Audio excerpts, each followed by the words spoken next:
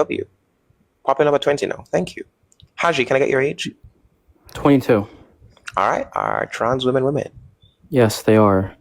I'm going to make a philosophy of language argument, and I think that whether you use woman in society, coexistentially goes beyond the sexual chromosomes, X1 and XX. Yeah, sure. Could you describe woman beyond that? And if you'd like to say that it's beyond biology, then go ahead.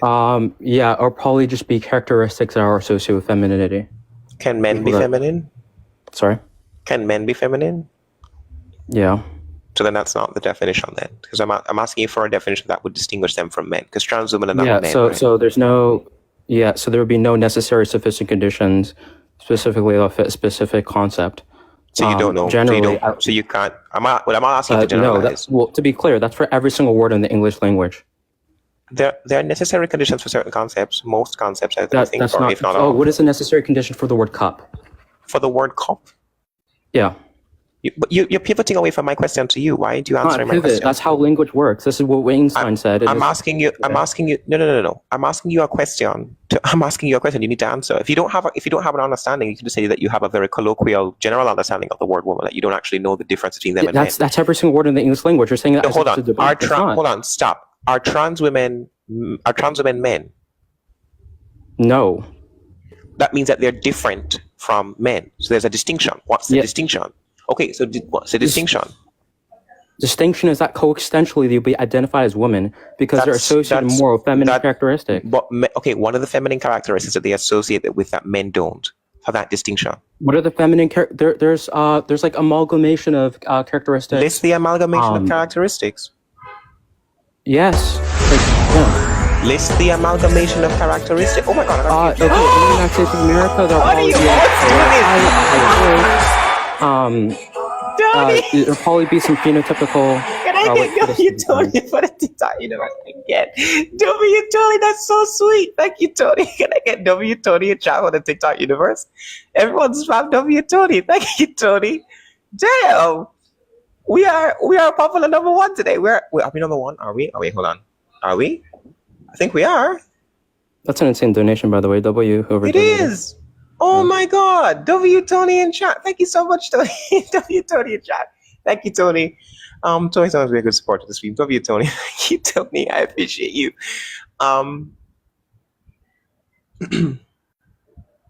Yeah, sorry. Tap and like the live, guys. Right. So W Tony. Right. So what was I saying? If they're not men, I want to know what the amalgamation of characteristics are. Right? Yeah, so in the United States of America, there'll probably be like a higher voice, probably lower height. There's also phenotypical characteristics like genitalia, right? But genitalia is visible genitalia. I have to interrupt because you're not listening. Hold on. You stipulated that woman extends outside of sexual organs, so genitalia would have nothing to do with that. Well, I said X1 and XX chromosomes. If you get surgery, you said sexual. You said sexual organs. Period. I said XY and XX chromosomes. I was specific. You said it extends out of sex chromosomes are not sex organs. You said sex organs and then said. I do not mean. I don't remember saying sexual organs, and if I said that, then I misspoke. I meant X1 and XX chromosomes specifically. Okay. Because I do think that your external, the visible genitalia, like breasts and stuff, could be breasts are not genitalia. Okay. Well, sure. Okay, then that's fine. Then yeah, right. Okay. I'll be talking about breasts and stuff. Okay, but men can also have breasts. It's a condition called gynecomastia. So gynecomastia are men with gynecomastia women? Yeah, exactly. That's why it wouldn't be a sufficient or necessary condition to be a woman. Right. So then how are you going to describe the concept to me in a way that distinguishes them? I just want a distinction because you said that there's a distinction. I'm waiting for that distinction. Yeah. Okay. If you're stating that, one second. Hold on. Stop. If you're saying that there's a distinction between men and women, I want to know what that distinction is. Give the distinction.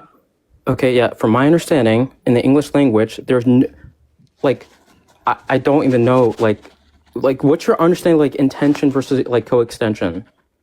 Because what does that have to do with what I'm asking you?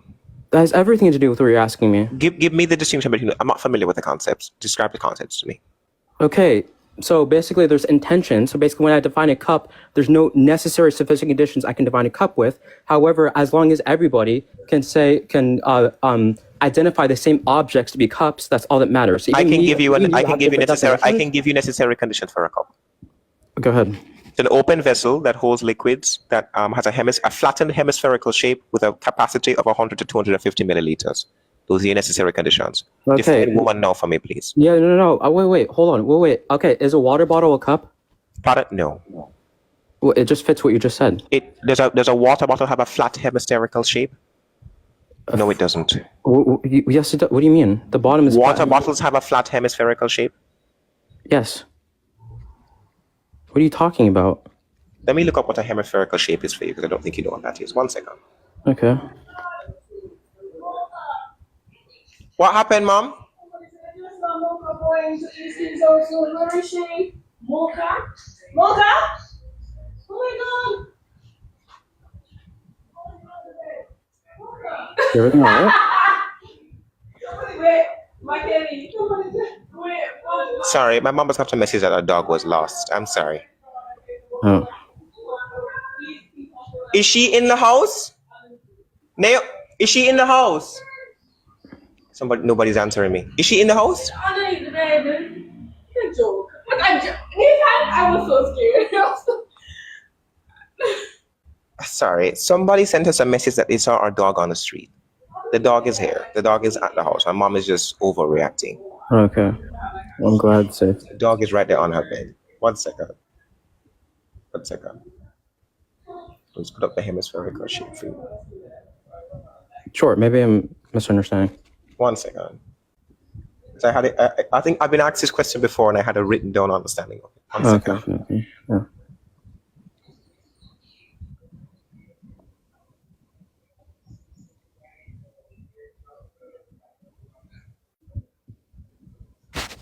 One second. Well, okay, yeah. So bottles wouldn't meet the other category. They do have I stand correct. They do have a hemispherical shape at the top. But I did say that it was an open vessel with that. They don't have cups don't have a narrow open vessel at the top. They're just open. So the difference between the bottle and the cups is that the bottle would have a narrow opening at the top, not an open vessel. So if I take the lid off of a cup, if I take the lid off The of the opening bottle, is still no. The opening at the top is still narrow. It has a narrow opening going up to the top. That's for plastic bottles. So you're meaning that from the bottom it gets narrower the further it gets to the top? Yeah, And that's a cup or that's a bottle? bottle. And cups don't have lids either. So they don't have cups don't have a narrow opening at the top. You're saying that there's no water bottle that just stays, that does not like, okay, maybe I'm misunderstanding what a bottle is. Okay, it's fine. Okay, sure. Okay, under your definition. Cups don't have a neck that goes up. That's the I difference see. between the bottle and the cup. I understand what you're saying. Through the water bottles I have, maybe I'm widely misunderstanding, it's fine. I'll have like an easier example. Do you think that, for example, Supergirl or like for example, Lightning McQueen from the movie Cars, do you think that they're men and women or no? No. No animated cartoon characters are quote men and women. They're depicted as male or female within that thing. Okay, so do you think language is used? Do you think when we use the word man, that's what the word man means, is how we use it? Yeah, it is contingent on how we use it. So when persons say man, I think that they're referring to an adult human male. That's how persons commonly use the word man. Okay, but how are you going to explain that we use the word man for these fictional characters? And after you're saying I wouldn't use the word man for a fictional character. Well, everybody else in society does. For a car, well, I don't care what everyone else in society does. You asked me what I think. I said that I wouldn't call Lightning McQueen a man. Lightning McQueen is a car. Yeah, okay, so if you're going to have your own definitions that you're only going to hold to, that defeats the point of having language. The point of language is that when you communicate with someone... No, stop. Persons, how many people in here call Lightning McQueen a man? All right, go ahead, yeah. Lightning McQueen is a car. Why would you call Lightning McQueen a man? He's a car. It's a car. All right, amazing. Yeah, look up But this. no one is saying that they call Lightning McQueen a man. So it's not my only selective private definition of the word. Okay, fine. Persons don't generally use the call Lightning McQueen a man because he's a car. It's Okay, just in the it's show, an animated. One second. It's an animated character who's voiced by a male who is depicted as a male car. If cars can have gender at this point, I mean, we do use gender terms for cars. We call cars she all the time. Yeah, no, I mean specifically. Right. And for the Supergirl and Superwoman example, no, they're not women. They are depicted as women.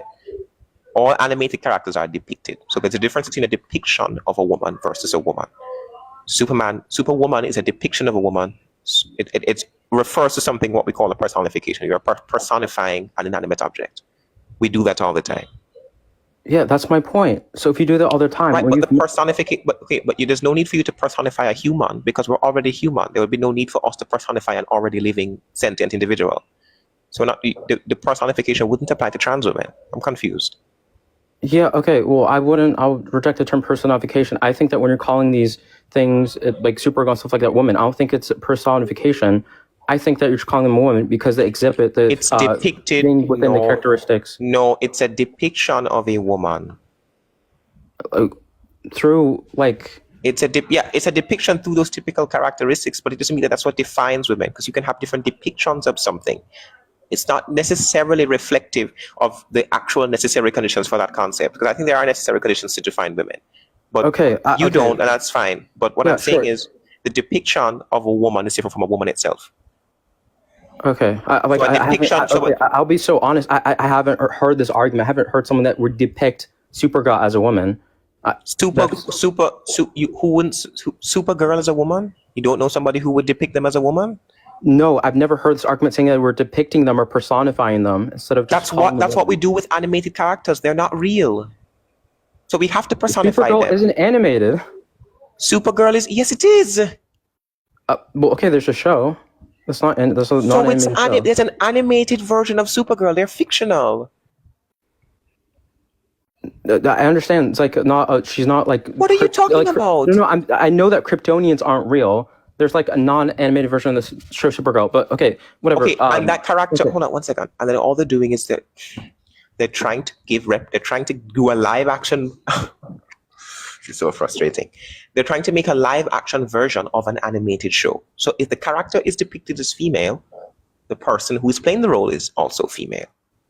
Okay, yeah, okay, that's fine. No males that play Superwoman or Supergirl. They're all women. Sure, okay. So I'm trying to figure out what the point is. Yeah, I don't know. Through like all the philosophers that I've read about philosophy of language, whether it's Wittgenstein or it's Frege, or it's like all these philosophers, they all say, whether it's like signified and signifier, or it's intension versus extension, or sense versus reference, they all say that there's no necessary sufficient conditions for any word, for any concept. I don't necessarily. Okay, I think that what we need to separate is the concept that is being referred to and the word being used, because you're confusing is the word. The word is being used to reference something. So when the word references something physical, for example, when the word female is used, there are necessary conditions for the female sex that persons can set up and describe. The necessary conditions for the male sex that can also be described. Right? The word itself is just being used to reference that thing, to refer to that thing. That's all that the word is doing there. So I don't understand what you mean. Right. So so the reference will be the thing ontologically, and after the sense will be whatever your concept of that thing is. Right. And that, I know the differences in the sense and the referent. I'm aware. But what I'm saying is the referent is what I'm referencing, because what I'm talking about here, not the sense. Persons can have different senses of the word, that's fine. But do you have any sort of ontological understanding or referent for the word woman? Or is it all about the sense? No, well, it depends. Like the people that have different senses, as long as they identify the same ontological thing to be that thing, that's all words really mean. That's not that. No, the sense does not always have to refer ubiquitously to the same ontological thing. They have different senses of the word. Yeah, so if I have like a different sense of the word cat and you have a different sense of the word cat, as long as we both hold a reference to cats or cats, we both point to the same cats when you say the word cat. That's all it No, if we have different, no. If we have different senses of the word woman, for example, and you're pointing to something that is social and I'm pointing to something that's biological, you're not talking about ontology. You're talking about, you're talking about something else, talking about sociology. There's nothing to do with the biological nature of things, which is what ontology is. We're not talking about ontology, or you're not referencing ontology. You're talking about a social concept referred to by typical feminine characteristics that has nothing to do with ontology. And you and I are not referencing the same thing. When I say the word woman, in any sense, I am referring to a person who is female. Yeah, I don't, in my, under my semantic reduction of the, or semantic thesis of the word woman, I do not have any other sense of the word woman outside of biology. Yeah, 100%. Yeah, I fully agree. I agree that me and you, we have different senses, therefore get to different references. However, me, and I feel like the average person in the United States of America, even though we like when I said that I have characteristics that are associated with the femininity, right? I think that even if me and this other person we don't have the exact same characteristics, we'll still, if we're given like 1,000 people, we all identify the same people as women. That's what I'm saying. I don't think so, no. Because men, you have just as much as probability of identifying it with a man, because men can also have all of those characteristics. There's not one characteristic you could list me that men don't have that you're referencing when you talk about these the feminine typical characteristics. Name one that men don't have. Name one. There isn't. Yeah, you're right. That's my point. So then, we wouldn't. So we would not always be pointing to the same thing. We could point to a man with all of those characteristics, which is why I'm saying in this instance, I think that necessary conditions are going to be needed. You're going to need necessary conditions because okay, let me explain. You understand the entailment of you saying there is a categorical distinction between trans women and men. Do you understand what's being stipulated there? Yes. Right. What are you stipulating? What's the number one stipulation there?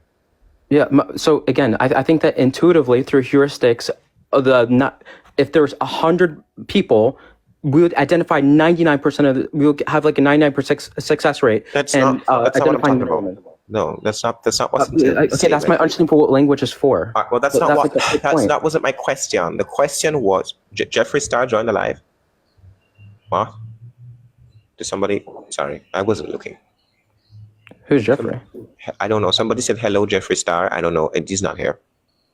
I don't think Jeffree Star is here. But anyways, sorry. I get distracted very easily. Star. Oh, that would be insane. I don't know if he is here or is he not. Okay. Just giving an example. Oh, I was like, what? Jeffree Star's not in here. Anyways, sorry. What was I saying? Yeah, like there's a distinction between like the word like the green and blue, but do you know does turquoise mean any of those? Like no, right? Because turquoise. We both identify blue as blue. There are necessary conditions for colors, love. That's why we have the nanometer scale. The nanometer scale tells you. What color is turquoise? Turquoise is a type of blue. Okay, really? Okay, if everybody in the world starts saying that it was green, would you say it's green or no? I would disagree that it's green unless they could tell me what they mean when they say the word green and distinguish it from all the other colors. What's the utility of calling it? What's the utility of this nanometer scale and calling it? We can't talk about everybody in society calls it green. What's the utility? Hold on, you're jumping to something else again. You can't jump. You can't I apologize. Okay, go back. Okay, you can't jump to no, it's okay. You can't jump from normative composition when we're talking about the semantic reduction of the word and then jump to pragmatism all of a sudden. I'm not talking about utility yet. I want to know what the word means to you. Wait, then we can talk about its prescriptive? Words are not prescriptive. No, they're not. Yeah, they're descriptive. They're descriptive, exactly. Right. So the normative understanding tells me what you think the word refers to in a descriptive sense. That's what you're talking about when you're referencing normativity means that you're prescribing something. No. I'm talking about okay, I think you're using the word normative in a different sense than I am. When I say normative, I'm just talking about the way that you usually use the word. Not in a prescriptive sense. The way that you usually use the word. Yeah. When I say the word normative, that's what I mean. I'm not talking about things like normative ethics and shit like that. When I say the word normative, what I mean there is that I'm talking specifically about the way that you use the word. Or the set of words that you're using. Before we get to the pragmatic, which is how you would apply the word and its utility. I'm not talking about the utility right now. I'm talking about the way that you use the word. Descriptively, not prescriptively. Okay, yeah, okay. I when you say, hold on, I'm getting back to my point because you kind of missed it. When you say that trans women are different from men, what you're stipulating there is that there are a set of characteristics that delineate the two. So there's things that trans women have that men don't. That's what it means when you say they're not men. If I say to you, dogs are not cats, it means that there's a categorical line distinguishing dogs and cats. So when I say dog, I'm able to describe it to you in a way that does not include cats, right? So when you say you don't have any necessary conditions, it's not making sense to me, because the moment you say to me, there's a difference between trans women and men, there are some set of conditions, whether sufficient and necessary, that are distinguishing them from each other. The problem is when it comes to listing those things, you then go back and say, no, I don't have any necessary conditions. I don't have any necessary or sufficient conditions. I'm confused. Yeah, okay. Maybe I'm just understanding how language works, because my understanding through philosopher of language, I read that there is no sufficient conditions for descriptive definitions. That's just not a thing. So maybe I'm misunderstanding. Like the whole point of having words is to is for the audience and the speaker to be referring to the same reference. That's all that matters. But if they're referring to the same reference, it means that there's something necessary about those two words or the way that No, they're it just using means the that if they're referencing the same thing, it means that they're referencing the same thing. If I'm referencing the same thing that you are, we mean the same thing, right? And persons can mean other things different from what we are talking about. There are certain necessary understandings that differ between the two. That's what the point is. If when I say the word woman, I mean adult human female. Those are my necessary qualifiers to me. That's what when I say the word, that's what I mean by the word. If when you say woman, you're talking about feminine typical characteristics, those are your necessary conditions. That's what you mean when you say the word. Okay, so what I think you're confusing is that in the philosophy of language, it says that there is no ubiquitous necessary conditions, right, that everyone is going to unanimously agree upon. Obviously, that's not the case, because language is subjective. It's mind-dependent. Persons are going to have different opinions. But what that doesn't mean is that you can't set necessary conditions for what you mean when you say the word. That's what I think you're confusing. I don't think, I haven't read much on philosophy of language either, but if my understanding of it is that I don't think that what they're saying is, and correct me if I'm wrong, if anybody here is well read on philosophy of language, I would love to have you up to have this conversation. From what I understand, when they say that there are no necessary conditions, they're saying that no one is going to have all of the same necessary conditions for a word. That's what that means. Mm-hmm. It doesn't mean that you can't create your own necessary conditions as long as you're consistent. So if you have your own understanding of the word woman that differs from mine, just ensure that your semantic reduction is sufficient and is consistent to refer to what you're referring to and to distinguish it from other concepts. Because words mean different things. Am I not correct? Yeah, you are correct. Right. Okay. But there's like so many words in the English language that I'm not able to make like sufficient or necessary condition. Like a sandwich, like what is like a necessary condition for a sandwich? Is like a hot dog a sandwich? Is a bagel sandwich? Like, A right? hot dog is a sandwich. Like, Yeah, a hot dog is a sandwich. If it's two like buns or a type of wheat made concept that are between two things that are like the contents are between the two, I would say that makes it a sandwich. I would say so. And also, just to clarify, if you don't have a detailed understanding, that's fine, because a lot of people have colloquial understandings of words. But if you're going to come up and have, like, if you only have a colloquial understanding, it's not best for you to come up and debate. That's the only difference here. If you only have a general colloquial understanding and you have no necessary conditions, it's probably best you don't debate the topic. I mean, obviously, I disagree, because I just said, like, I think every single word does not have necessary sufficient conditions through my research. I think that a person can create their own semantic reduction of a word that creates necessary conditions, and oftentimes persons agree. What's the point of having your own? Why would everybody have their own definition? What's the point of that? I'm saying, okay, did you listen to the latter part of what I said? Persons often agree on those things. So when people sit and they think about what the word is used to refer to, most people will have a common understanding for the necessary conditions. And then they're going to have a select few people who are going to say, I disagree, and I'm going to have my own thing, right? And then we can have debates about it, about whose own makes more sense, whose own is more consistent, okay? So language starts in two ways. It starts with the understanding, like, I guess, generally in society. And then we have people's individual understanding, because people are going to have different individual understanding. This is happening all the time now, by the way, when it comes to things like gender and sex. The word gender ordinarily refers to sex in an ordinary sense. Most people use the word gender differently, synonymously with the word sex. But now we have select few individuals who are either pro-trans or gender ideologues who use it differently. That's how language evolves. That's how it changes. So the evolution of language is not, if we all agreed on the same things all the time, we would never have the evolution of language. Language is going to evolve. But Yeah, what we do is we debate what is consistent. Do you actually have consistent understanding of what you're trying to reference? Things like that. That's what I'm trying to say. Yeah, from my understanding, the reason why necessary sufficient conditions don't work because there's always fridge examples of something that you would consider. For example, if there's a necessary condition, something you consider to be that thing that doesn't meet the necessary condition, or something that meets the sufficient condition but isn't the thing that you're talking about. So it's going to be fringe cases for every single. I don't think that there are word. fringe cases for everything. Like for male and female, I don't think there are fringe cases. I can give you necessary conditions for both of the sexes that don't exclude it, that are necessary for all males and females of the Homo sapiens species. I think I could do that. Yeah, because again, you think that you're only selecting for the Homo sapiens species. I think that I think you should select for everything, which includes fictional characters, and you're going to reject that. Fictional because you think it's characters a don't. depiction. Fictional characters are depictions. That's why you have to distinguish between depictions of something and what something is. Sex itself. No, hold on one second. Summary of the Sex show, itself. One second. Stop. Sex itself is a physical concept. So anything outside of physicality is not going to have anything to do with the necessary conditions. That's what you're not understanding.